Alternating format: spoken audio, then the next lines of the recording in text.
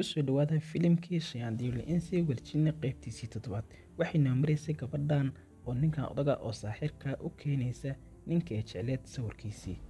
Haddaba ninkan wuxuu sameynaa sawirkan wuxuu ku sameynayaa qaab sixireed. Kadibna ninkii sawirkan lahaay ayuu wuxuu ku sameynayaa sixir halis ah. Haddaba kaligiis ayuu isla hadlayaa, wuxuuna la hadlayaa gabadhii, wuxuu leeyahay waxaan ayay jeclaatay. Haddaba la soco fiidiyowga.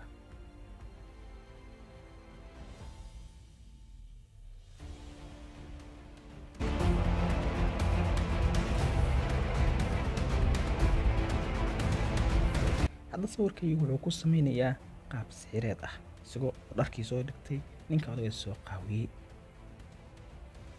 waxaan u raadinayaa qaabka uu ninka u sixiri lahaa oo uu sameyn lahaa wax sixir ah. Hadda sawirkii holac ayaa ka baxaya.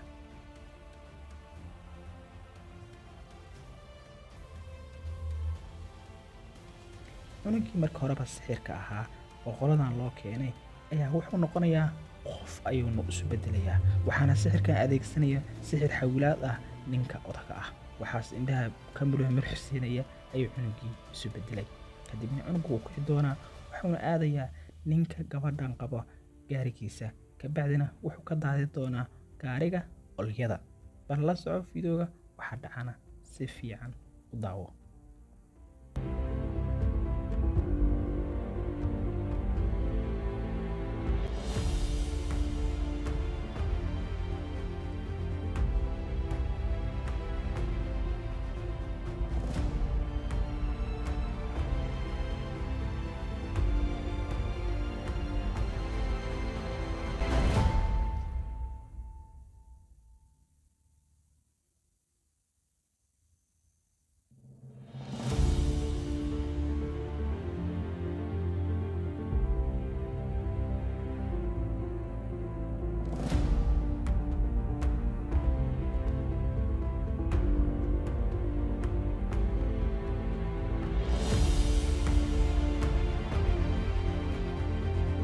hadda wuxuu u sii dhacdhacayaa ama u sii gajacleeyay dhanka gaarigii, kaas oo doonaya inuu gaariga olyada ka daadiyo.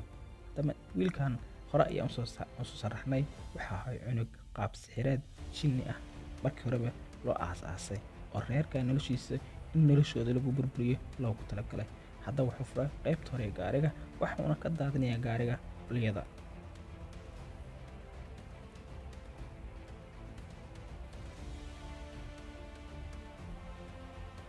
markaan hawshu waa fuliyey, wuxuuna dib ugu soo laabanayaa qaybtiisii jiifka, isagoo oo noqonaya ilmigii yaraa ee uu ahaa.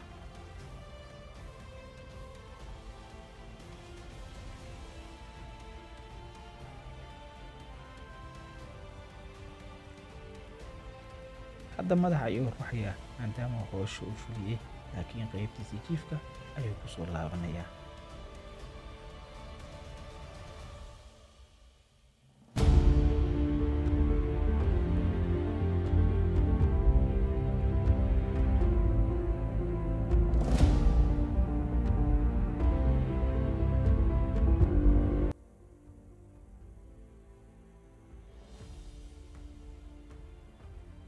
hadda wuxuu isu bedelayaa ilmigii yarka ahaa ee meesha iska jiifay.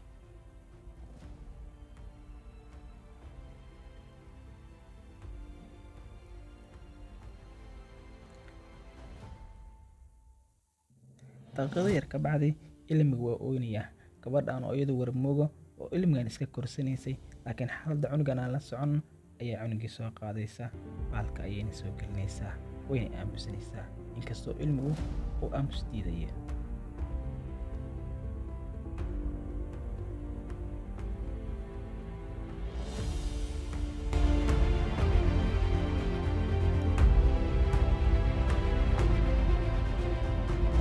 ilmiga xanuun ayaa qabanaya in ilmiga la qaado si dhakhtar loo geeyo, ayaana isku raacayaan gabadha iyo ninka qaba gabadha. hase yeeshee cilada dhici doonta ayaa waxay tahay gaarigii mid kacay maahan, maadaama gaariga xalay olyadii laga daadiyey.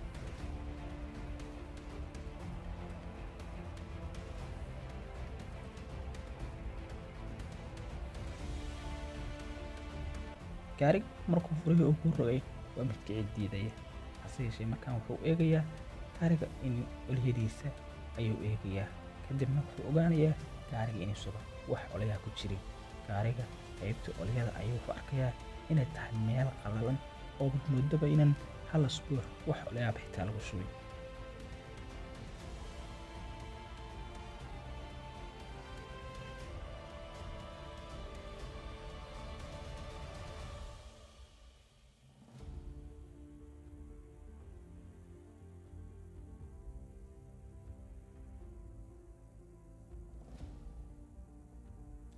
ninku waa mid markaa ama kaagsan, waxauna la yaabayaa gaarigiisa xalow meesha ku baakintay ee olyada lahay ee maanta olya la'aana. gabadhanu waa mid ayadunu la yaaban oo ku canaanaysa gaariga miyaadan maalmahan olyada ka bedeli. isna wuxuu leeyahay shalayaan olyada ka bedelay, halkaana gaariga markaan dhigayay waa hagaagsanay, olyadiisuna nadiif bay ahayd. gabadhanu waxay leedahay adiga ayaa wax kaa qaldan yihiin, gaariga xala olya lahay hadda sidaan ma ahaan karo.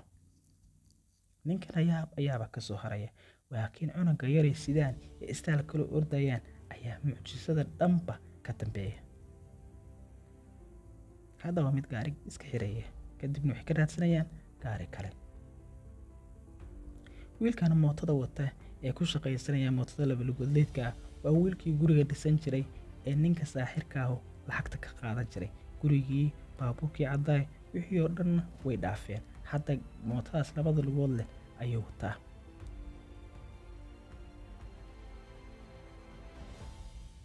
gaarigaas kale ee meesha maraya ee cad ee qooqanka ah ayaa ninka la socda ayay is arkayaan, ninkan labada mootada wata.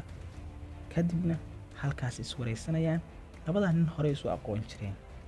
ninkan mootada labalugeedka wadka ninkaas ayuu ku waday $1 oo lacag, isaguna ku xanaaqay wuxuu leeyahay adna kaxaysid maxaad ka kala ayaa raali gelin dhahaya raali noqo. labadaa nin haaba is siinayaan wayna is wareysanayaan.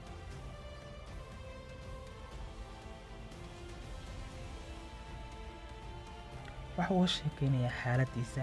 waxa uu leeyahay mootadana ku shaqaystaa maalintiina $2 waxaan hela ayaa nolosheeda ku dibirtaa.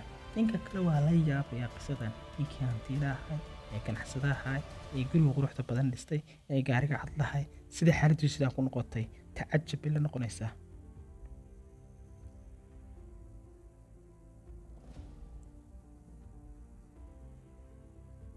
ileen balaaye ninkana waa nin la sixray laakiin isagu kama warhaayo. ninkii uu sheekaynaya xaaladiisa, ka bacdi ninka kalena waxa ka soo haraya ama ka yaab ayaa ka soo haraya ninkii kale. ninkan gaariga wata ee suudka wata wuxuu ka shaqeeyaa qayb kaniisad ah.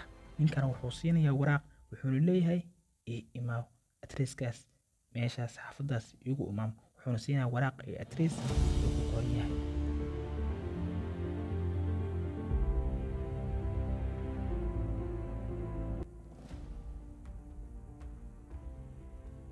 wuxuu ka dhaadhinaa ninkan in wax jiraan, ise ninkan noloshiisa sidaan degdeg ay isugu burin, laakiin sixir iyo wax lamida inay jiraan ayuu u sheegayaa. haddana waraaq wuxuu siinayaa adreeska xaafadiisa ay ku qoran tahay.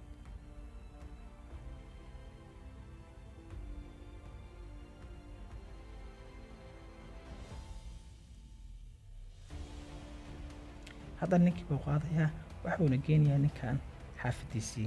kadibna wuxuu soo raadi doonaa ninka saaxiibkiisa xaafadiisa ama qaybtii uu joogay kaniisadda uu ka joogay ayuu dib u soo laabi doonaa. bal ila eeg waxa dhacaya.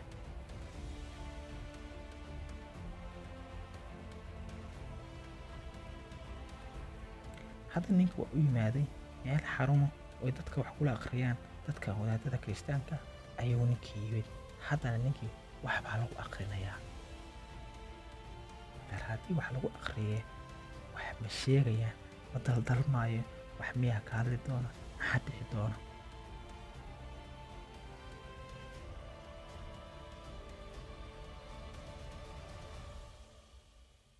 ninka waxyaabo fara badan ayay ku akhrinayaan, laakiin lama ogo sida wax noqon doonaan.